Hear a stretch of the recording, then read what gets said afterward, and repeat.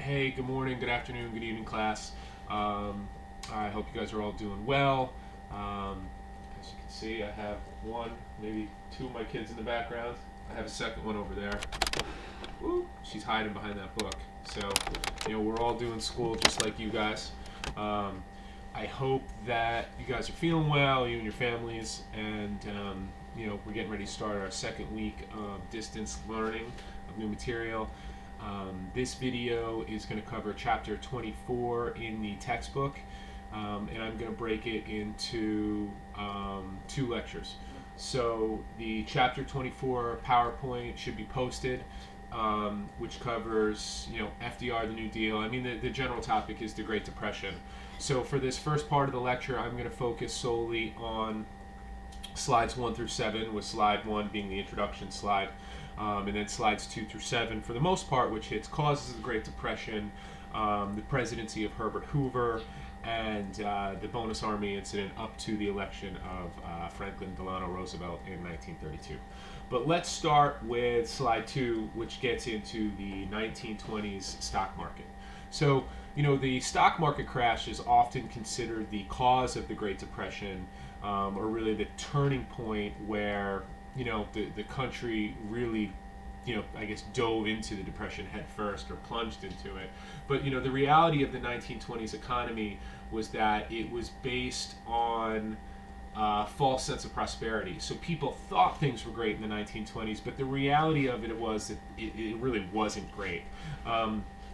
And there were a couple reasons for that, and that's kind of what this first slide 2 here, dives into. And it starts with, the whole idea of buying stock on margin.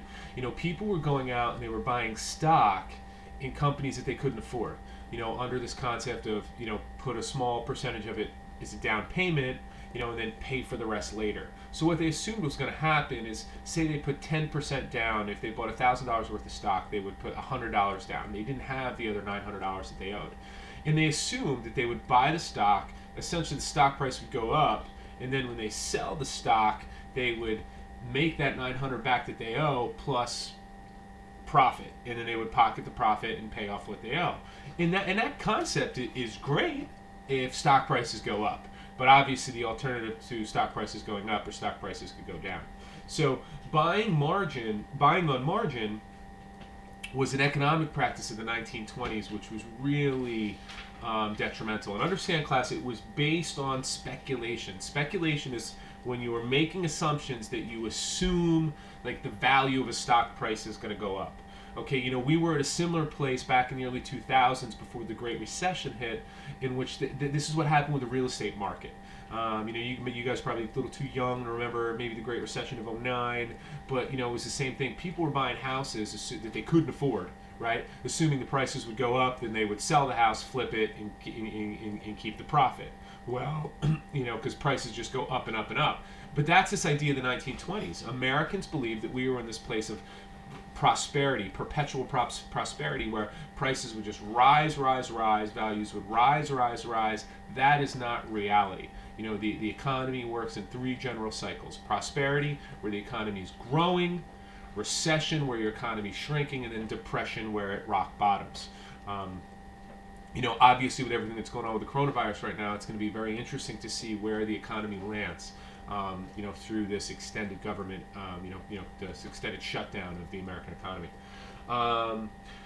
The other thing in that slide I just want to hit on is, it just gets in, Black Tuesday. That was on October 29th in 1929, the day of the huge crash.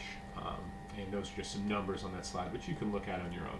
So moving on, slide 3 here gets into the stock market, the ride, and I think you see there that roller coaster in that cartoon. It goes to the end, and then what happens? It just plunges off a cliff. I mean, that's essentially what happened with the stock market. And also understanding that this depression, which entered, it was a global depression. It was not just the United States. So moving on to what is slide 4, where we get into bank failures. Okay, so bank failures. Imagine going to the bank and the bank's closed. They don't have your money. Banks failed. People lost everything in bank failures during the Great Depression. Okay, today we have measures put in place where, banks are insured, by the federal government. That's something we're going to delve into tomorrow when you start looking at New Deal policies, which were put in place under Roosevelt, which still impact us today. It's some, people lost their savings, and this is the reason why, not that there's really many people left from that generation, but like people who survived the Depression and remember bank failures, these were people who had incredible distrust of banks, throughout the rest of their lives. And please understand, what banks do. Like, it's not like when you put your money in a bank that they just put your money in an envelope with your name on it and hold on to it for you. Banks take your money and they loan it out to other people, and they charge those people interest, and they make money off of your money. Banks are businesses. They are in business to make money. Okay? So when you put your money in a bank, that bank is going to use your money by loaning it to others and charging those people interest or points. And they'll lend money to buy homes, small business loans, car loans, college loans, home equity loans, et cetera, et cetera. So bank failures were a reality where people lost everything.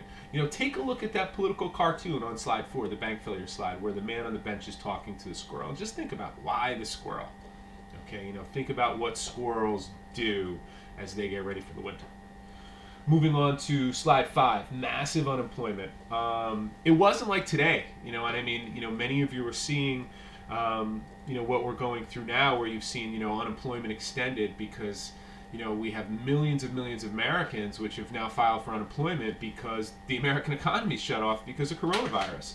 You didn't have things like unemployment insurance. You didn't have there was no public relief. The government wasn't essentially bailing people out during hard economic times. So when people lost a job, it was economic catastrophe. They didn't have income coming in. In 1930, the Department of Labor statistics here on slide 5, they were saying that about 9% of the workforce was out. So if you think about that, it's roughly 1 out of 10 workers. By 1932, 1933, now that's like the heart of the Depression. Unemployment figures, depending on what statistic you look at, typically range anywhere from 25 to 33%. If you think about that number, that's 1 in 3 or 1 out of 4 workers was out of work, okay, at the heart of the Great Depression. So, that's like the reality of the Depression, right? So let's move on. Moving on to slide 6. All right, Herbert Hoover. So Herbert Hoover, is often here's a victim of circumstance. And one thing you have to remember, and we have a presidential election coming up in November, Americans vote with their wallet and their pocketbook. Herbert Hoover gets elected in November of 1928. A year later, the Great Depression hits in 1929. Herbert Hoover did not cause the Great Depression. Herbert Hoover was a victim of circumstance. Right? He inherits a terrible economy which only gets worse during his 4 years. Now, one could argue he could have used different tactics which may have helped him get reelected, but it's very difficult to get reelected when the economy tanks. And when we look at everything that's going on now, our current president, Donald Trump, some of the things that he is going to have to consider is you don't want bad economic numbers when you're up for reelection. That does not bode well for a sitting president or what's considered an incumbent. It's good for a challenger. So let's look at what Herbert Hoover did when it came to the Great Depression. One of the things that he worried about was destroying people's initiative. He didn't feel that it was the government's responsibility to just provide people with handouts and bail them out during the Great Depression. He took the line, that recovery was around the corner and we kind of needed to ride it out, and that the American economy would essentially rebound. He wanted, aid and relief to come from private groups and in local and state governments, not the federal government. Yet he did start, doing some government projects. When I say government projects, that's the government using government money to create jobs, which you can see there, with the Reconstruction Finance Corporation. In this case, that was relief funds for states, but the project I was referring to, something like the Hoover Dam project. Okay, often it gets Hoover gets take where he did nothing, and FDR did like everything. But the reality of it is, when you look at government intervention, Hoover versus FDR, and if you were to equate it to like a swimming pool, right? Hoover gets the federal government involved in the shallow end. FDR kind of cannonballs into the deep end, which we'll discuss tomorrow in tomorrow's lecture. But there was some government involvement and assistance. It's a myth to think that he didn't do anything. Last but not least, and it's not in here, he promoted trickle-down economics. And trickle-down economics is an idea that, Republicans have run with since. Okay, you saw the Trump tax cuts of 2017, when he took office. Trickle-down economics are tax cuts for the wealthy and tax cuts for big business. The basic idea behind it is if you cut taxes for the wealthy and big business, they will have more money. They can use that extra money that they have to pay their workers a higher salary, to develop better products. And the idea behind it is the benefit is going to trickle down to the worker and the consumer. You give the tax cuts at the top, and that's going to help everybody else. And that's the idea that Herbert Hoover promoted. We'll come back to that idea, when we discuss, Ronald Reagan in the 1980s, supply side economics or Reaganomics, the George W. Bush tax cuts of the early 2000s, Donald Trump, the tax cuts of 2017. But last but not least, let's get into the Bonus Army, and then I'm going to wrap this up. The Bonus Army incident occurred in the summer of 1932. You had a bunch of World War I veterans. These are men who risked their lives fighting for the United States. They march on Washington, D.C. Many of them are homeless. They set up shacks in the nation's capital because they want Congress to basically pass a bill which is going to give them a bonus, which they were entitled to right then and there in the heart of the Depression of 1932. When I say a bonus, money, a check, payment. Well, Congress does not pass the bill. Okay. So with that said, many of the Bonus Army leave Washington because they were supposed to get their bonus in like the early 1940s. Some don't. Now, Herbert Hoover was not Congress, so he didn't shoot down the bill. Congress did, but Herbert Hoover, the way he handles it is he sends out the American military to essentially get rid of the Bonus Army and get them off the streets, and it turns into an ugly incident, which you'll get to see some footage of in one of the videos which I post. That really dooms his popularity. I mean, you look like you're sending out the military against our veterans who saved the world during World War I. And then you see on slide 8, the map turns blue.